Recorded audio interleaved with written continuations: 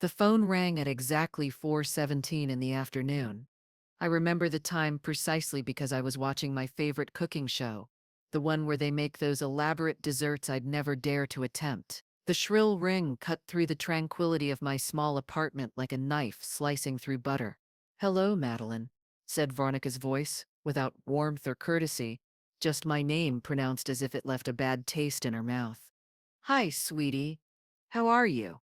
And how's my Nathan?" I replied, turning down the volume on the television and straightening up in my worn armchair. She didn't answer my question. She never did. Instead, she went straight to the point, her tone sharp enough to cut glass. "I'm calling about Christmas dinner," she said. "If you want to participate this year, you can come early to help with the dishes. The food will be handled by people who actually know what they're doing." Her words hit me like a physical blow. I felt my chest tighten, that familiar sting spreading across my ribs. For a moment, I couldn't breathe. People who actually know what they're doing. As if my 35 years of cooking for my late husband and son meant nothing. As if the countless meals I had prepared with love and care were just amateur attempts. "I understand," I managed to whisper, my voice barely audible. "Good. Come at 2 o'clock. We'll eat at 4. That way, you'll have plenty to clean up afterward." There was a pause, and I could feel her satisfaction through the phone. "Oh, Madeline, don't bring any of your contributions. We've got everything covered." The line went dead.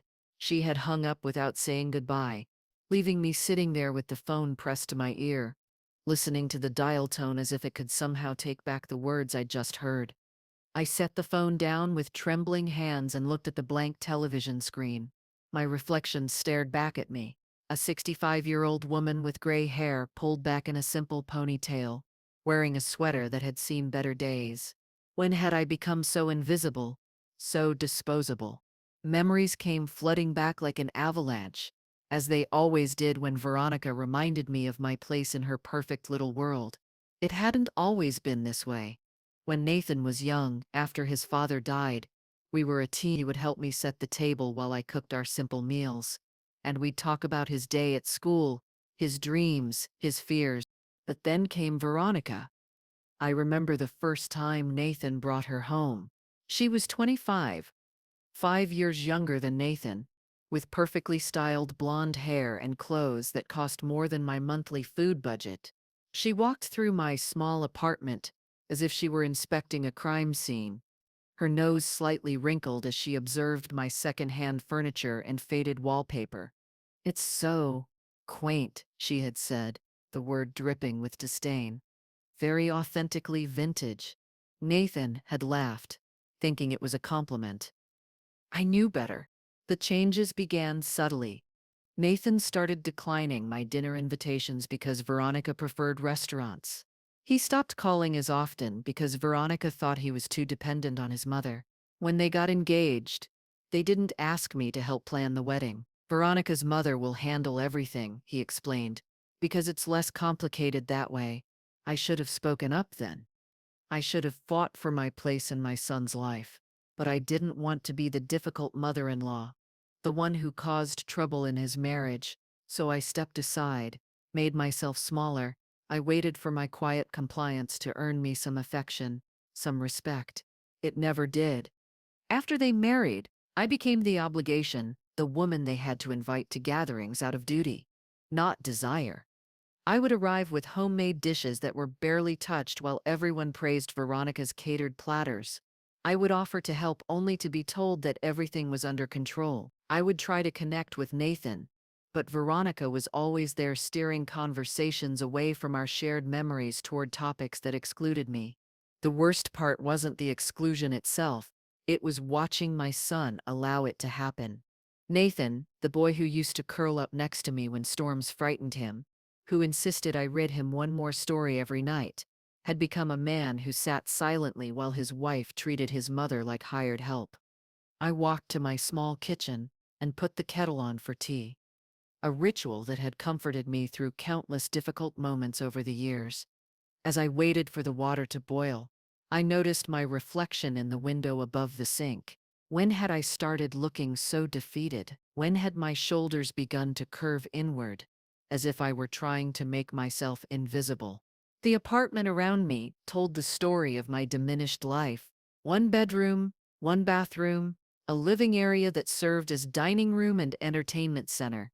The furniture was clean but worn, collected over decades from thrift stores and yard sales. The walls were bare, except for a few photographs of Nathan growing up. Photos that Veronica had never shown interest in seeing. I had been living here for 8 years, since I could no longer afford the small house where Nathan grew up. The rent was manageable with my modest pension, and I'd convinced myself it was cozy. Not cramped, but now, thinking about Veronica's pristine house with its granite countertops and professional-grade appliances, I felt the weight of my reduced circumstances more heavily than ever. The kettle whistled, startling me from my thoughts.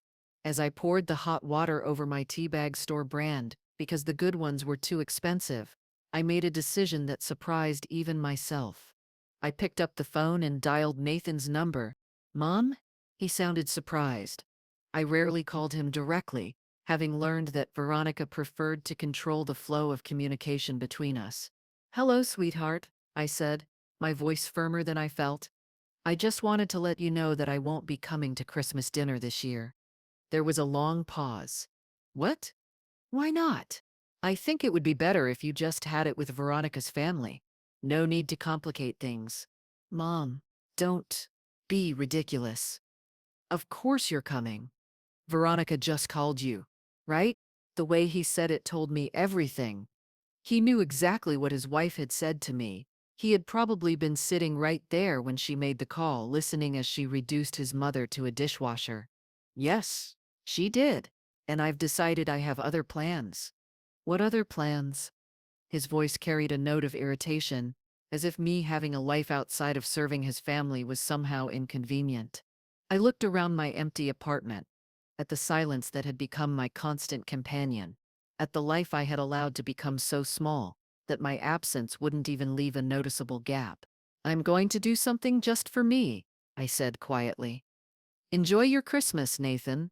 I hung up before he could respond, before I could lose my nerve and take it all back. For the first time in years, I had told them no.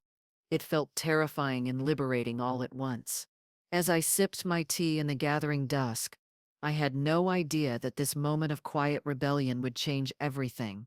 I had no idea that the letter I would receive tomorrow would offer me an escape from this prison I had built around myself, brick by brick, compromise by compromise. But deep in my chest, beneath the pain and humiliation, something small and fierce was beginning to stir. Something that had been sleeping for far too long was finally starting to wake up.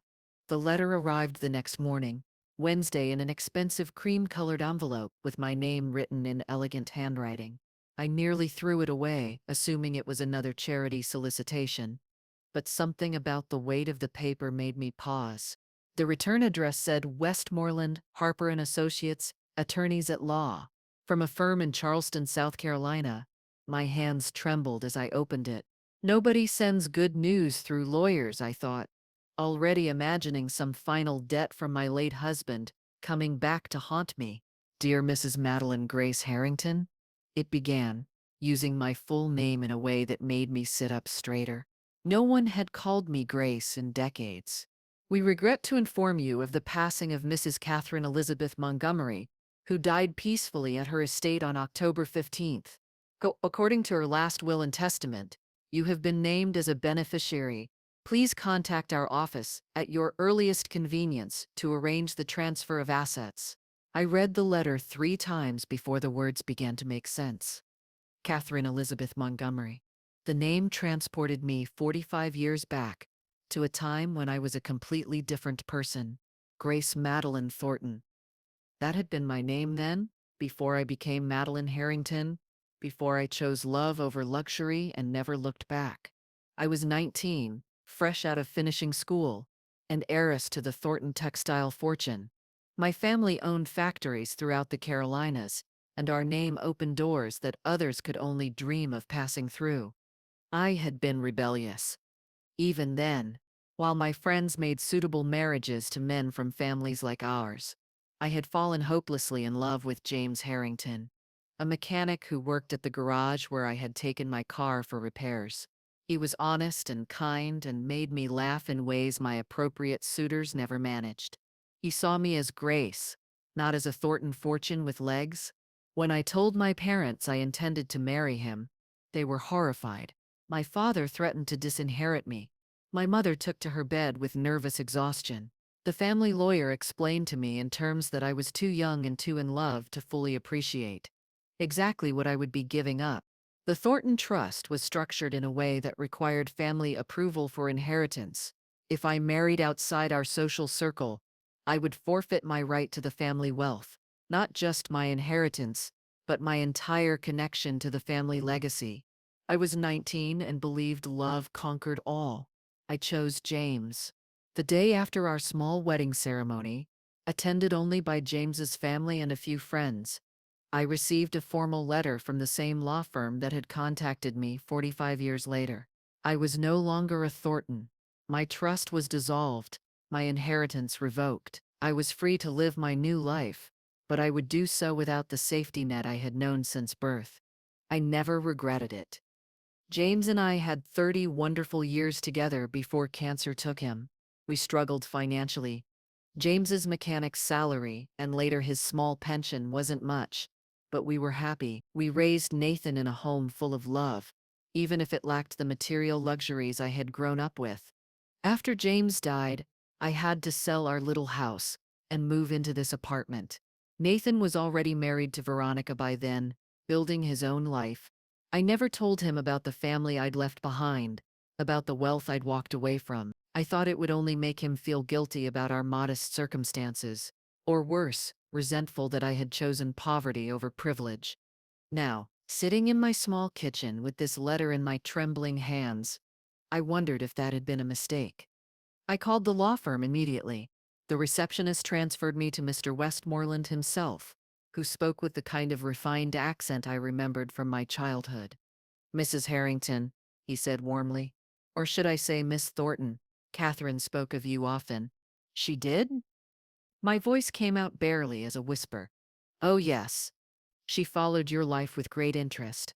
When she learned you had married for love and left your family, she said you were the bravest woman she'd ever known. She never married. You know, said she never could find a man worth giving up her independence for." Catherine had been my closest friend during our finishing school years. We had lost touch after my marriage, but apparently she had never forgotten me. "The legacy is quite substantial," continued Mr. Westmoreland. "An estate in Charleston along with its contents and a trust to maintain it." Catherine felt that someone who once gave up everything for love deserved to spend her golden years in comfort. I couldn't speak. The room seemed to tilt around me. "Mrs. Harrington, are you there?" "I'm here," I managed to say. "It's just that I can't believe this is real." "It's very real." Catherine was quite specific in her instructions. "The estate has been maintained in pristine condition, waiting for you. When would you like to arrange to see it?" When I hung up the phone 20 minutes later, I had detailed information about a property I now owned in a city I had visited only once. The estate was located in the historic district of Charleston, overlooking gardens and a courtyard. It had been Catherine's private retreat, furnished with antiques and art she had collected throughout her life. The trust would provide more income than I had seen in decades. I sat at my kitchen table looking at the photographs Mr. Westmoreland had emailed to my old computer. The estate was stunning. Stone walls covered with wisteria, tall windows overlooking terraced gardens, rooms filled with elegant furniture that probably cost more than everything I owned. For the first time since James died, I felt something other than resignation about my future. I felt possibility, but with possibility came fear. What did I know about living in Charleston, about managing properties and trusts, about being the kind of person who owned an estate instead of renting a one-bedroom apartment? My phone rang, interrupting my spiraling thoughts. Nathan's name appeared on the screen. "Mom, what was that about yesterday?" Nathan's voice sounded tense. "What do you mean?" I asked, though I knew perfectly well what he meant. "Veronica's upset because you hung up on her." "What's going on?" "I didn't hang up on anyone. I said calmly. I simply told you I had other plans. What plans? You never have plans. The words hurt because they were true. When had I become someone who never had plans? When had I accepted that my life was so empty that my absence wouldn't matter? I looked again at the photos on my computer screen, at the life Catherine had left me, at the opportunity she had given me to remember who I used to be before I made myself so small. Actually, Nathan, I said, I think I might be traveling for Christmas. Traveling? Where? I could hear the disbelief in his voice. Poor old mom traveling. The woman who hadn't been anywhere further than the supermarket in years. I'm thinking of going south, I said, surprising myself with how good the words felt to say. To South Carolina specifically. There was a long silence. Mom, are you feeling okay? Did you hit your head or something? I laughed, and it felt like the first genuine laugh I'd had in months. No, sweetheart. I think I'm finally feeling like myself again. After hanging up, I called Mr. Westmoreland back. I'd like to see the estate as soon as possible, I told him. Can you arrange for me to fly there next week? Of course, Catherine would be delighted. As I began planning my trip, the first real trip I had taken since my honeymoon 45 years ago, I felt something I had almost forgotten existed. I felt excited about my future. Nathan and Veronica had no idea that their humiliating phone call had been the catalyst I needed. They thought they were putting me in my place, reminding me that I was the poor relation who should be grateful for the crumbs of attention. Instead, they had reminded me that I had once been brave enough to choose my own path, even when it cost me everything I had known. Perhaps it was time to be that brave again. The plane landed in Charleston on a crisp Monday morning, exactly 1 week after Veronica's humiliating call. I pressed my face against the small window, watching the historic buildings emerge from the clouds like something from a fairy tale. My heart hammered against my ribs, not from fear of flying, which I had managed better than expected, but from the enormity of what I was about to discover. Mr. Westmoreland had arranged everything. A driver was waiting for me at the airport, holding a sign with my name, my real name, Grace Thornton, written in careful script. He was a middle-aged Southern gentleman named Jackson, who spoke with that distinctive Charleston drawl that made everything sound more musical. Welcome to Charleston, Miss Grace, he said, taking my single-worn suitcase. Mrs. Montgomery spoke of you many times. She was mighty anxious for this day to come. As we drove through the countryside, Jackson told me about Catherine's final years. She lived quietly at the estate, he said, tending her gardens and reading voraciously. Never married, never had children, but she maintained friendships with people all over the world through her extensive correspondence. Did she receive a letter from someone from my town? I asked, remembering the mysterious way Catherine had known of my circumstances. Yes, from a woman who knew your family. She'd seen you at the local market and recognized you from old society page photographs. She wrote to Mrs. Montgomery about how difficult your circumstances appeared to be. I closed my eyes, shame washing over me. Someone had written to Catherine about poor Madeline Harrington, the ex-heiress living in a tiny apartment, shopping with coupons, wearing clothes that had seemed decades better. The thought of being pitied by my childhood friend made my cheeks burn. Mrs. Montgomery wasn't pitying you, said Jackson gently, as if reading my thoughts. She was angry, very angry, said it was wrong for someone who'd sacrificed so much for love to have to spend her golden years struggling. We turned through a set of wrought iron gates, and my breath caught. The estate rose before us like something from a dream. 3 stories of honey-colored stone with wisteria climbing the walls and tall windows reflecting the afternoon sun. The gardens stretched in all directions, full of southern flowers and perfectly manicured hedges. Beyond the gardens, a courtyard gleamed with colorful tiles. My God, I whispered. Beautiful, isn't it? Jackson smiled. Mrs. Montgomery always said it was waiting for the right person to truly appreciate it. He parked in front of the main entrance, where an older woman in a crisp gray dress waited on the steps. Jackson introduced her as Mrs. Tanner, the housekeeper who had cared for the estate for the past 15 years. Miss Grace? She said with a slight curtsy that made me feel simultaneously ridiculous and important. Welcome home. Home. The word resonated in my chest as she led me through the front door. The interior took my breath away. High ceilings with ornate moldings, walls covered with silk wallpaper, antique furniture that belonged in museums. Each room we passed was more beautiful than the last. A library with floor-to-ceiling shelves, a music room with a grand piano, a dining room that could comfortably seat 20 people. Mrs. Montgomery left specific instructions that nothing was to be changed, said Mrs. Tanner as we climbed the wide staircase to the second floor. She said you would know what to do with everything. She opened the door to what was clearly the master suite. The bedroom was enormous, with French doors that opened to a balcony overlooking the courtyard. The bed was an antique four-poster, made up with linens that probably cost more than my monthly rent, but it was the desk by the window that made me gasp.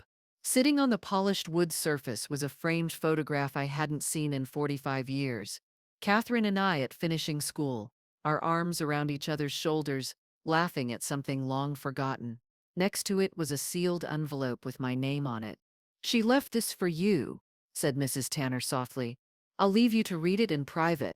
After she left, I sat at the desk with trembling hands and opened Catherine's final letter to me. "My dearest Grace," it began in her familiar handwriting, though shakier now with age. "If you're reading this, then you've finally come home to yourself." I had to stop reading to wipe my eyes. I never forgot the girl who chose love over money, who walked away from everything she had known, because her heart told her to. You were the bravest of all of us, though life hasn't always rewarded that bravery as it should have. I followed your story through the years. Yes, I had someone keeping tabs on you. I knew about your happy marriage, your son, your husband's death. I knew you had to sell your house when you moved into that tiny apartment. I knew about your daughter-in-law's treatment of you, and it broke my heart. You gave up a fortune for love and raised a son who doesn't seem to understand the value of either, but that's his failing, not yours. This estate has been waiting for you, Grace. I've kept it perfect because I always hoped someday you would need a place where you could remember who you truly are. Not Madeline the obligation, not Madeline the disappointment, but Grace, the woman who was brave enough to choose her own path. The trust will provide you an income of $5,000 per month for the rest of your life. Mrs. Tanner knows all about managing the house and will teach you everything you need to know. Jackson will drive you wherever you need to go. All you have to do is live, truly live for the first time in decades. You're 65, my dear friend. You have at least 20 good years ahead of you. Don't waste them being small to make other people comfortable. Be magnificent instead. All my love, Catherine. P.S. I've left you my collection of cameras. I remember how you loved photography in school. Perhaps it's time to pick it up again. I sat at that beautiful desk as the sun set over the courtyard, crying harder than I had cried since James died. But these weren't tears of grief or self-pity. They were tears of recognition, of coming home to myself after decades of being lost. Mrs. Tanner knocked softly and entered with a tea service on a silver tray. "There's soup warming in the kitchen," she said, "and Jackson has brought up your luggage. Should I unpack for you?" "Yes, please," I said. Then I laughed at how natural the words felt. When was the last time anyone had offered to help me with anything? When was the last time anyone had treated me as if my comfort mattered? That first night I lay in the enormous bed with its view of the courtyard, listening to the unfamiliar sounds of a house that was truly quiet, with no traffic, no neighbors arguing through thin walls, no sirens in the distance, just peace. I thought about Nathan and Veronica, probably arguing about my strange behavior, wondering what had happened to sensible old Mom. They had no idea that their cruelty had been the key that unlocked a door I had closed 45 years ago. For the first time since James died, I fell asleep excited about what tomorrow might bring. The next morning, Mrs. Tanner showed me the rest of the house. The wine cellar, the conservatory filled with exotic plants, the art studio on the third floor with its north-facing windows. In the studio I found Catherine's collection of cameras, dozens of vintage and modern cameras arranged in display cases like precious jewels. "Mrs. Montgomery said you were quite talented with photography when you were a girl," said Mrs. Tanner. She hoped you would take it up again. I picked up an elegant digital camera, surprised at how familiar it felt in my hands, despite the decades since I had held one. Through the studio windows, the Charleston Gardens stretched endlessly, begging to be captured. Mrs. Tanner, I said, could Jackson drive me into town today? I think I need to buy some appropriate clothes.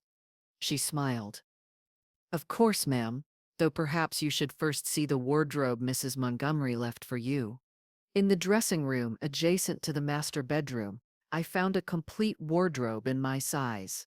Elegant dresses, tailored slacks, cashmere sweaters, even jewelry and scarves.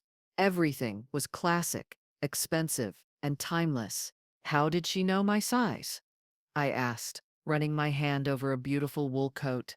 She had your measurements from the woman who wrote to her, said Mrs. Tanner pragmatically. She wanted you to have everything you needed to step into your new life immediately. As I changed from my discount store clothes into a perfectly fitted cashmere sweater and wool slacks, I caught sight of myself in the full-length mirror. The woman looking back at me was still recognizably me, but she stood straighter, her shoulders back, her chin up. She looked like someone who belonged in a place like this. For the first time in decades, I looked like Grace Thornton again.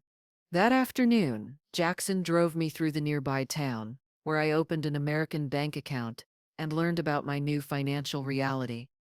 $5,000 a month was more money than I had seen in years. The banker, a distinguished gentleman who had known Catherine well, assured me that the trust was bulletproof and would continue for the rest of my life. Mrs. Montgomery was very specific, he said. You are to want for nothing ever again. As we drove back to the estate, I asked Jackson to stop at a small cafe overlooking the harbor. I ordered coffee and cake, real cake, not the store-bought cookies I had been subsisting on, and took out one of Catherine's cameras. The afternoon light was perfect, bathing everything in a golden glow. I began taking photos of the harbor, the historic buildings, the Spanish moss hanging from ancient oaks, the seagulls gliding through the air. With each click of the shutter, I felt more like myself, more alive than I had been in years. When I reviewed the photos later that night, I was surprised at how good they were. My eye for composition hadn't been lost, just dormant. That evening, I sat at the desk and composed my first social media post in years. I had rarely used Facebook, but I still had an account that Nathan had helped me create years ago. I selected the most beautiful photo of the day, the harbor at sunset with the church steeples silhouetted against the golden sky, and posted it with a simple caption, "New adventures begin with a single step." I didn't mention where I was, or how I had come to be there.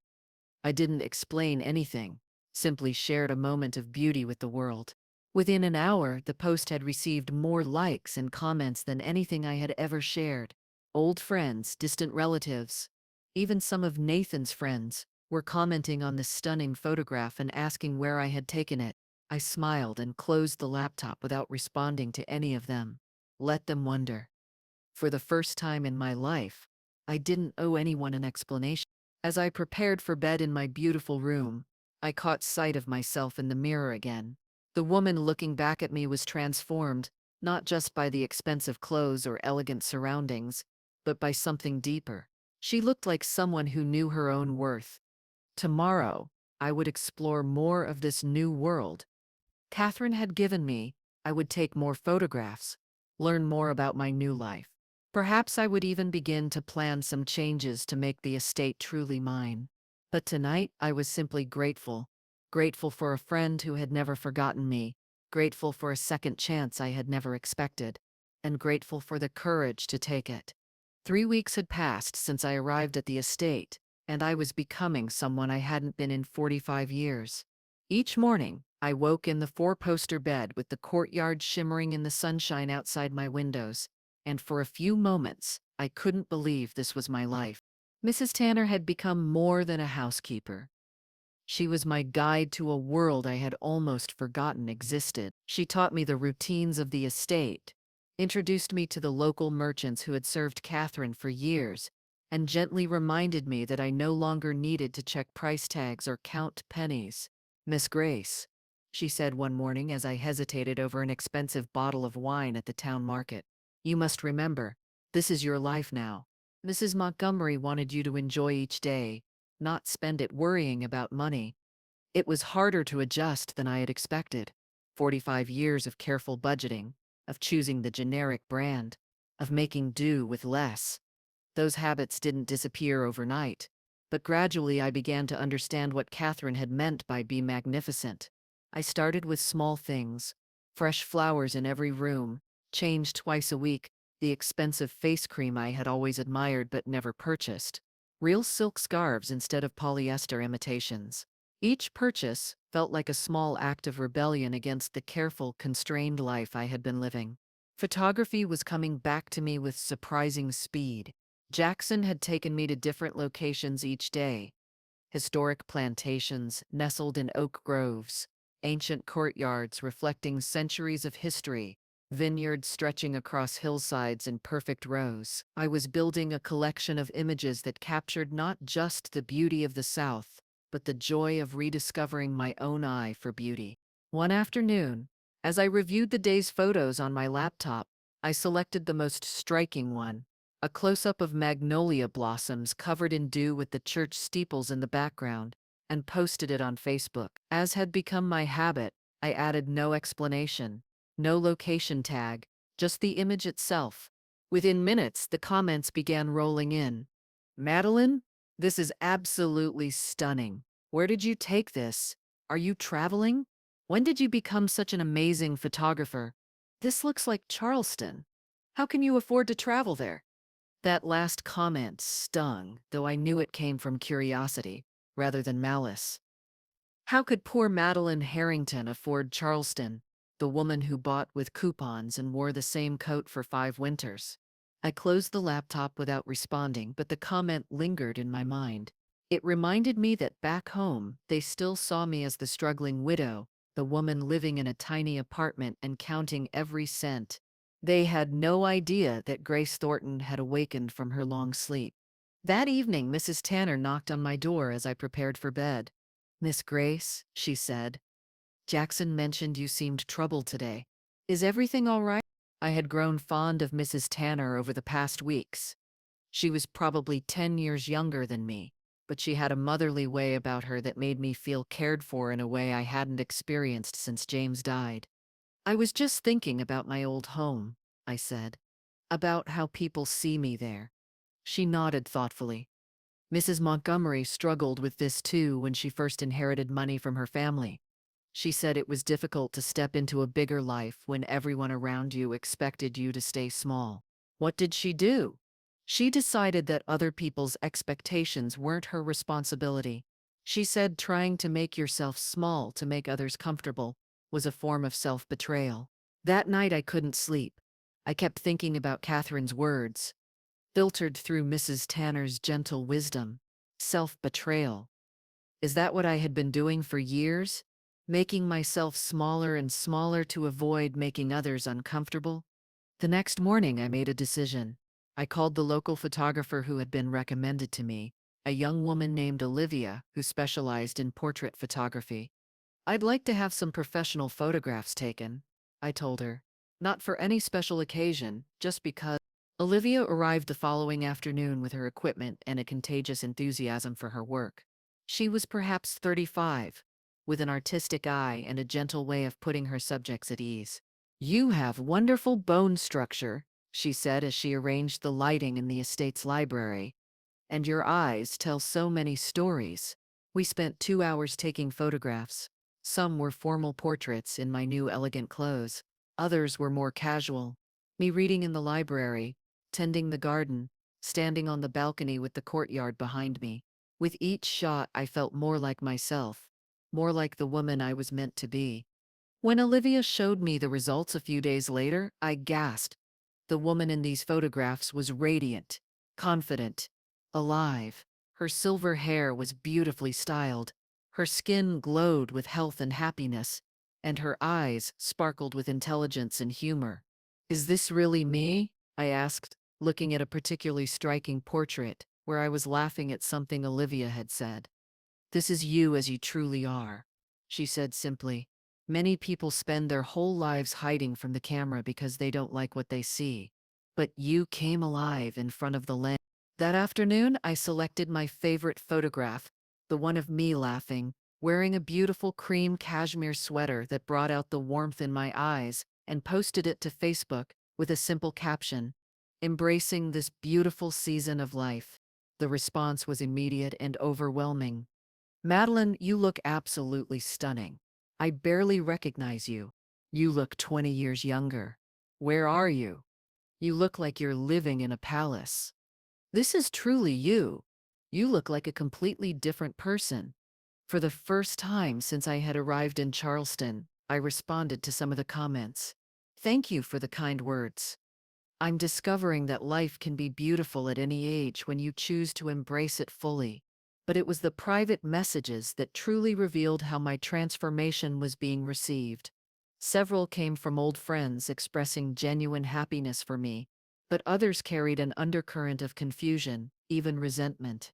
"Madeline, I'm very confused. Last month you were living in that tiny apartment, and now you look like you're living as a millionaire. What's going on? Must be nice to suddenly have money to spend on yourself." Some of us are still struggling. I hope you haven't gotten involved in some online scam. These sudden lifestyle changes are usually too good to be true. I looked at these messages, feeling a familiar impulse to explain, to apologize, to make myself smaller, so others wouldn't feel uncomfortable with my good fortune. But then I remembered Mrs. Tanner's words about self-betrayal. Instead of responding to the critical messages, I closed my laptop and walked out to the balcony. The sun was setting over the city, painting the sky in shades of pink and gold that took my breath away. In the distance, church bells were ringing the evening hour, a sound that had become as comforting as a lullaby. This was my life now. Not because I had won the lottery, or married a rich man, or done anything morally questionable. This was my life because a dear friend had remembered who I used to be and given me the chance to become her again. I didn't owe anyone an explanation. I didn't owe anyone an apology for my good fortune, and I certainly didn't owe anyone the right to make me feel guilty for finally living well. Over the next few days, I began posting more frequently photos of my morning coffee on the terrace, the fresh flowers Mrs. Tanner arranged each day, the books I was reading in the library, the meals Jackson and I shared at charming local restaurants. I didn't subtitle them with explanations or justifications. I simply shared moments of beauty and joy. The comments continued to pour in, some genuinely happy for me, others increasingly bitter and suspicious. I began to see patterns in who responded with joy and who responded with resentment. Friends who were secure in their own lives celebrated my happiness. Those who were struggling or unhappy seemed to take my transformation as a personal affront. One night, as I was reviewing the day's comments, my phone rang. Nathan's name appeared on the screen and my stomach tightened. I had been dreading this call, knowing it would come eventually. "Mom," he said, his voice carrying that tone of forced patience I knew too well. "We need to talk." "Hello, Nathan. How are you?" "I'm confused, Mom. Really confused. Veronica's been showing me your Facebook posts, and we can't understand what's going on." I took a deep breath, steadying myself. "What do you mean?" "I mean, where are you getting the money for all this? The clothes, the travel, the fancy restaurants. Last month you were living in that tiny apartment, clipping coupons, and now you're posting photos that look like you're living in some luxury resort." "I'm living comfortably," I said carefully. "Mom, comfortable doesn't cover it. You look like you've won the lottery, and that house where you're staying looks like it costs more per night than most people make in a month." I could hear Veronica's voice in the background, though I couldn't make out the words. Whatever she was saying was clearly agitating Nathan further. "Mom, Veronica thinks you might be getting scammed. You know, those romance scams online where they prey on older people. Have you been talking to someone online? Someone who's convinced you to spend money you don't have?" The implication hit me like a slap. In their minds, the only way poor, naive Madeline could suddenly be living well was if she was being duped by criminals. "Nathan," I said, my voice colder than I had ever heard it, "I'm not being scammed. I'm not delusional, and I am not your concern. Of course you're my concern. You're my mother. We're worried about you. You weren't worried about me when you let your wife tell me I could wash dishes at Christmas dinner. You weren't worried when I was living alone in that apartment, struggling to make ends meet. Your concern seems very selective. There was a long silence. In the background, I could hear Veronica saying something urgent, but Nathan hushed her. Mom, that's not fair. We've always cared about you. Have you? I asked quietly, because caring usually involves actually asking someone how they are, not just assuming they're being foolish when their circumstances improve. So, how are your circumstances improving? You can at least tell me that. I looked around my beautiful room, at the life Catherine had given me, at the photographs I had taken scattered across the desk. I thought about the trust that would support me for the rest of my life, about the friends I was making in town, about the woman I was rediscovering in the mirror each morning. I can tell you that I'm happier than I've been in years, I said. I can tell you that I'm finally living the life I was meant to live. And I can tell you that I'm not asking you for anything, not your approval, not your understanding, and certainly not your permission. Mom, you're scaring us. Are you okay? I'm better than okay, I said, surprising myself with how much I meant it. Maybe it's time you were a little worried about losing me, instead of assuming I'll always be there to accept whatever scraps of attention you decide to throw my way. I hung up before he could respond, my heart pounding with a mixture of fear and exhilaration. I had just burned a bridge I had spent decades trying to cross, but as I looked at the courtyard bathed in moonlight, I realized I no longer wanted to cross that bridge. I wanted to build something new, something better, something worthy of the woman I was becoming. The next morning, Mrs. Tanner brought my coffee with a knowing smile. You look lighter today, Miss Grace, she said, as if you've taken a weight off your shoulders. I think I have, I said, raising my cup in a small toast to the new day. I think I finally have. The morning after my conversation with Nathan, I woke to find 17 missed calls on my phone. 17. I stared at the screen in disbelief as I counted them. 12 from Nathan, 3 from numbers I didn't recognize, and 2 from what appeared to be Veronica's cell phone, though she had never called me directly before. My voicemail was full. As I listened to the messages during my morning coffee served by Mrs. Tanner on the finest china, I felt like I was watching a car crash unfold in slow motion. The first message from Nathan was apologetic. Mom, I'm sorry about how that call ended. Please call me back. Veronica and I are just worried about you. By the fifth message, his tone had changed to frustration. Mom, this silent treatment isn't helping anyone. We need to know what's going on. This isn't like you. The later messages became increasingly desperate. Mom, please. I've been calling all night. I'm starting to think something is really wrong. Just call me so I know you're okay. But it was the messages from Veronica that truly revealed the depth of their panic. Madeline, her voice was tight with barely controlled hysteria. I don't know what kind of game you're playing, but it needs to stop. Nathan hasn't slept all night. You can't just disappear and post these ridiculous photos without explaining yourself. Her second message was even more revealing. Look, I know we haven't always gotten along, but Nathan loves you. He's talking about flying to Charleston to find you. Do you have any idea how much that would cost? Just call us back and explain what's going on. I put the phone down and walked to the French doors that opened onto my balcony. The morning sun bathed the courtyard, the flower pots ablaze with color, the fountains singing their gentle melody. Somewhere across the country, my son and his wife were losing sleep over my silence. But for the first time in years, I had slept peacefully through the night. Mrs. Tanner appeared with fresh pastries from the town bakery. Difficult news from home? She asked gently, noting my expression. My son is worried about my well-being, I said carefully. She nodded wisely. Adult children often struggle when their parents begin to live independently. They prefer you to need them, even though they don't particularly want to help. Her words hit me like a physical blow because they were so accurate. Nathan did prefer me to need him.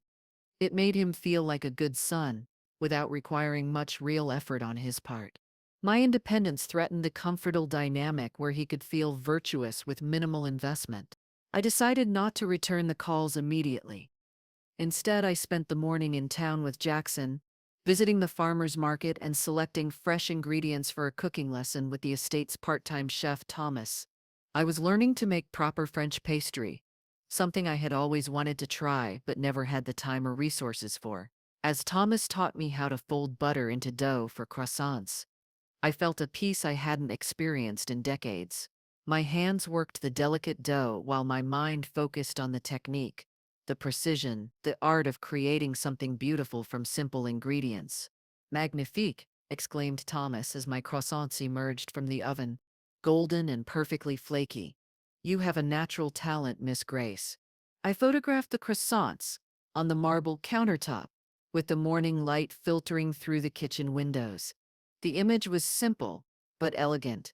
The golden pastries, a cup of coffee in fine china, and in the background a glimpse of the courtyard through the window. I posted the photo with a caption, "Learning new skills at any age brings such joy. Today's accomplishment, homemade croissants." The response was immediate and intense. Within an hour, the post had 24 comments, but these were different from the earlier ones. There was an edge of desperation to many of them. "Madeline, your son has been posting everywhere looking for you. Please call him. Are you okay? Nathan says you're not answering your phone. This is getting ridiculous. Just tell people where you are and how you're affording this lifestyle." But it was the direct messages that truly revealed the storm I had unleashed. From a neighbor, "Madeline, I ran into Nathan at the supermarket and he's beside himself. He thinks you might be having some kind of nervous breakdown. He showed me your photos and honestly, I'm confused too. How did you go from struggling to pay rent to living like this?" From an old coworker, "I don't want to pry, but some of us are wondering if you might be in some kind of trouble. The sudden lifestyle change, the mysterious location, not answering your family's calls. It all seems very suspicious." From the wife of Nathan's friend, "I hope you know what you're doing. Nathan is devastated. Veronica says he's been awake for 2 days straight trying to figure out where you are. Is it really worth destroying your relationship with your only son?" That last message made me put the phone down with shaking hands. Destroying my relationship with my only son, as if I were the one who had spent years allowing that relationship to deteriorate through neglect and disrespect. My phone rang again. This time it was a number I didn't recognize with an area code from my former hometown. "Hello," I answered cautiously. "Mrs. Harrington, this is Officer Brooks from the local police department. Your son has filed a welfare check request. He's concerned that you might be missing or in danger." My heart stopped. "I'm not missing, officer. I'm traveling." "I understand that, ma'am, but your son says you're not responding to his calls, and your recent social media activity suggests you might be in a vulnerable state. He's concerned that someone might be taking advantage of you." The humiliation burned in my chest. My own son had called the police because I was living too well for his comfort. "Officer Brooks," I said, my voice firmer than I felt, "I am a 65-year-old woman of sound mind. I am traveling of my own free will. I am not in danger and no one is taking advantage of me. My son's concerns, while perhaps well-intentioned, are unfounded. Ma'am, would you be willing to call him just to reassure him?" I looked around my beautiful kitchen, at the croissants I had made with my own hands, at the life I had built in just a few weeks. Then I thought about Nathan, sitting in his perfect house, with his perfect wife, so disturbed by my happiness that he had called the police. "I'll consider it," I said. "Thank you for checking." After hanging up, I sat in silence for a long time. Mrs. Tanner found me there an hour later, staring at the courtyard. "Bad news?" she asked. "My son called the police because I haven't returned his calls." She raised an eyebrow. Ah, the panic response of the adult child. Mrs. Montgomery experienced something similar when she first inherited her money. Her nephew tried to have her declared incompetent because she started traveling and buying art. "What did she do?" She invited him to visit. She let him see for himself that she was quite capable of managing her own affairs. Sometimes the only way to stop the speculation is to show them the reality. That night, I finally called Nathan back. He answered on the first ring. Mom, thank God. Where are you? Are you okay? We've been going crazy with worry. I'm fine, Nathan. I'm in Charleston. Charleston? How did you get to Charleston? Mom, the police called today. I had to file a welfare check because you weren't answering your phone. I closed my eyes, trying to find patience. I wasn't sure I possessed. You called the police because I didn't answer my phone for one day? It wasn't just one day. And it's not just the phone calls. Mom, your Facebook posts. You're posting photos of places that cost thousands of dollars a night. Where are you getting this money from? I inherited it. The silence stretched so long I thought the call had been dropped. You inherited it? He finally said. From who? You don't have any family left. From an old friend. Someone I knew before I married your father. What old friend? You never mentioned any rich friends. I could hear Veronica in the background, her voice shrill and demanding, though I couldn't make out the words. Nathan, I don't owe you a detailed explanation of my finances. Mom, this is insane. Last month you were worried about paying your electric bill, and now you're telling me you inherited enough money to live like a millionaire.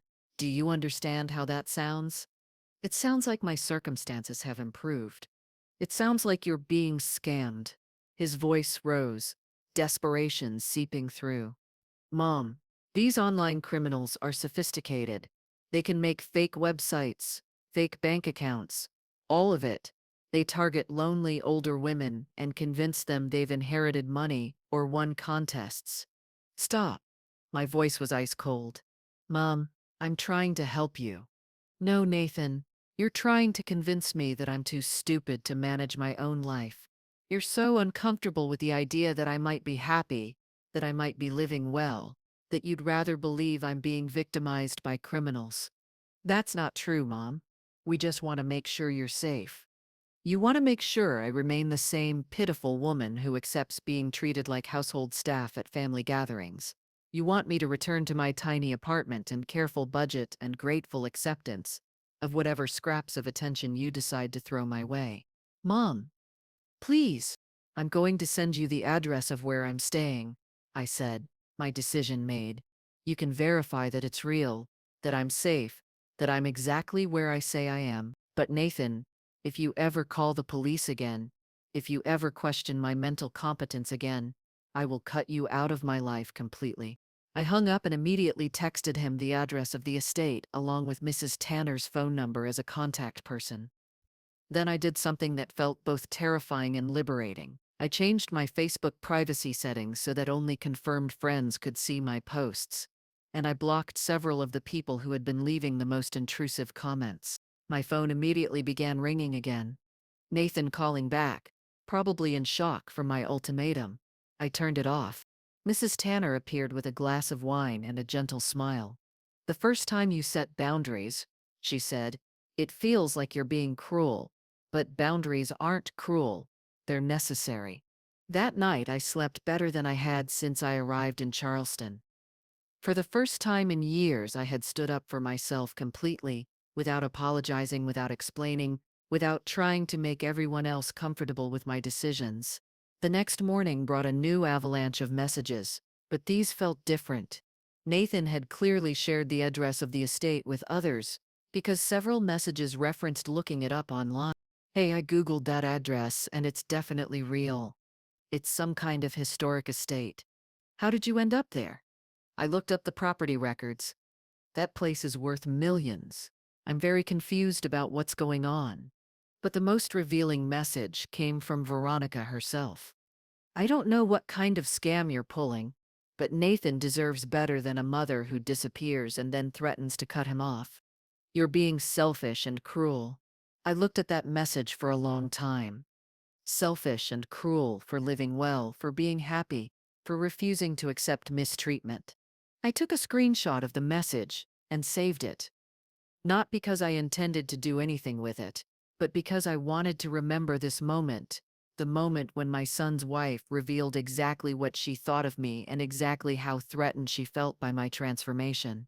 As I drank my morning coffee on the balcony, watching the seagulls glide over the harbor, I realized that something profound had changed. I was no longer afraid of their disapproval. I was no longer desperate for their acceptance. For the first time in my adult life, I was free. But freedom, I was about to learn, came with a price. And Nathan and Veronica weren't finished trying to drag me back to the small, manageable life they preferred me to live. 2 months had passed since I last spoke to Nathan, and the silence had become a gift I didn't know I needed. Christmas was approaching. My first Christmas in Charleston. My first Christmas in decades without the weight of obligation pressing on my shoulders.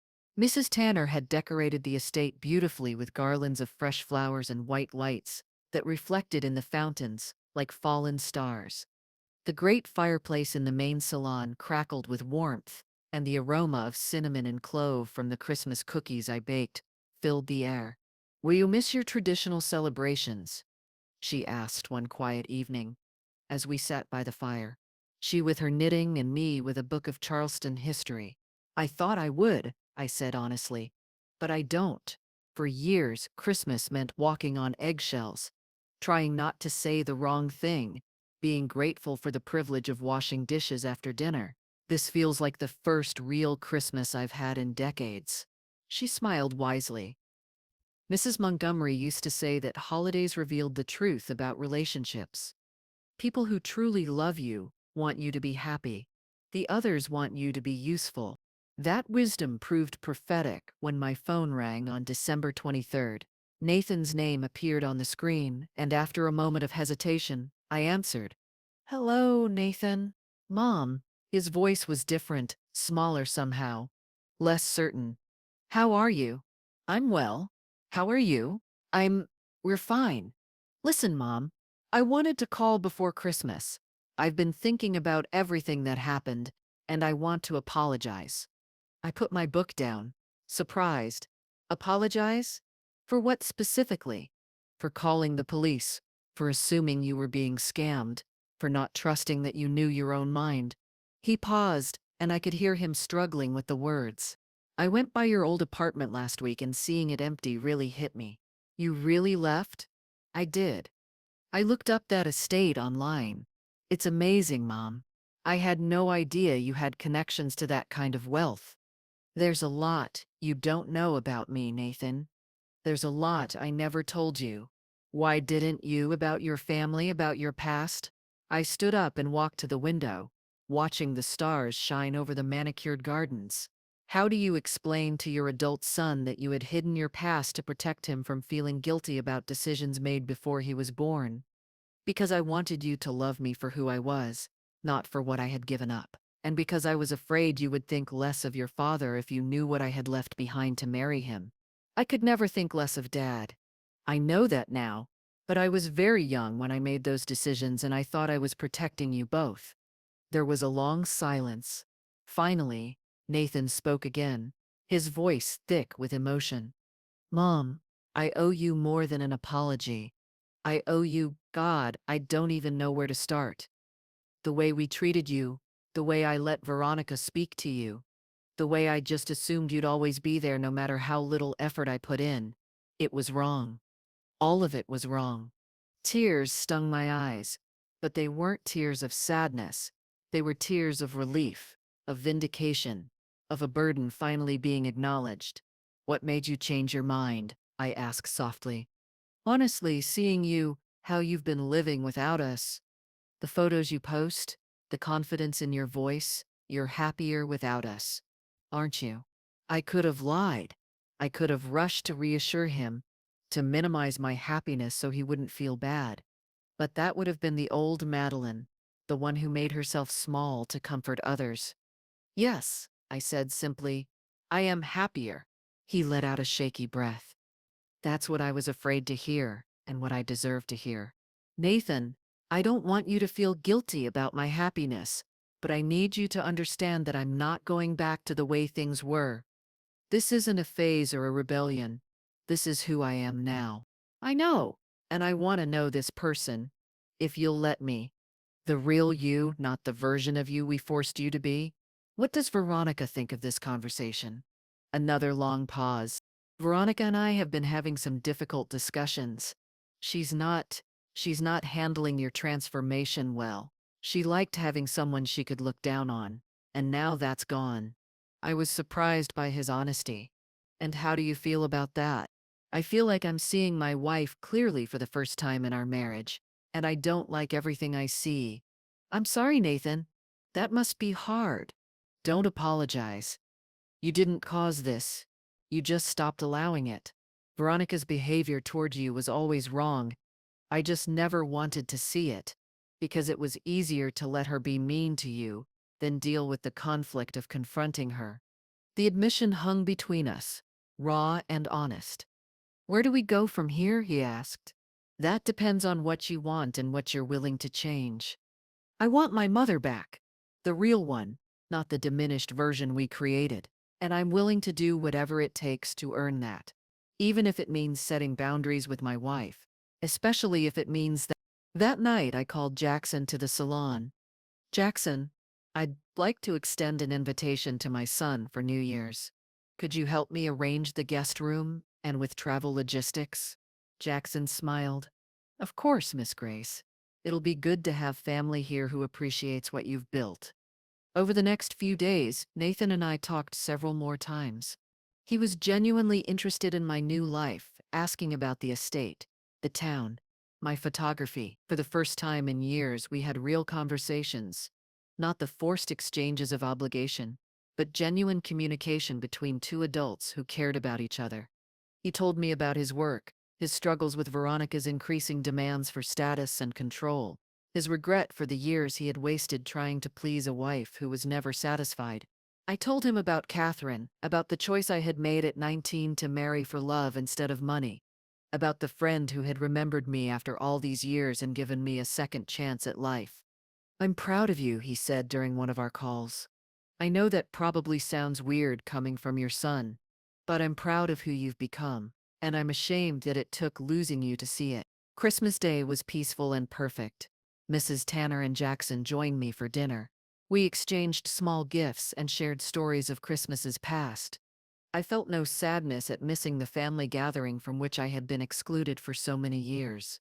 Instead, I felt grateful for my new life, for the friends who had become family, and for the son who was finally ready to know his mother as she truly was. Nathan arrived in Charleston on January 15th, looking nervous and uncertain as Jackson drove him up the winding driveway toward the estate. I watched from the window as he stepped out of the car and stood for a moment, staring at the stone walls covered with wisteria and the elegant windows. When Mrs. Tanner led him into the salon where I was waiting, his eyes were wide with amazement. Mom, he said, and his voice broke slightly. This is incredible. I stood to embrace him, and for the first time in years the hug felt genuine from both sides. Welcome to my home, I said, and I meant it completely. Over the next week I showed Nathan everything, the town, the gardens, the views from every window. I introduced him to Thomas, who taught him to make the same croissants he had taught me.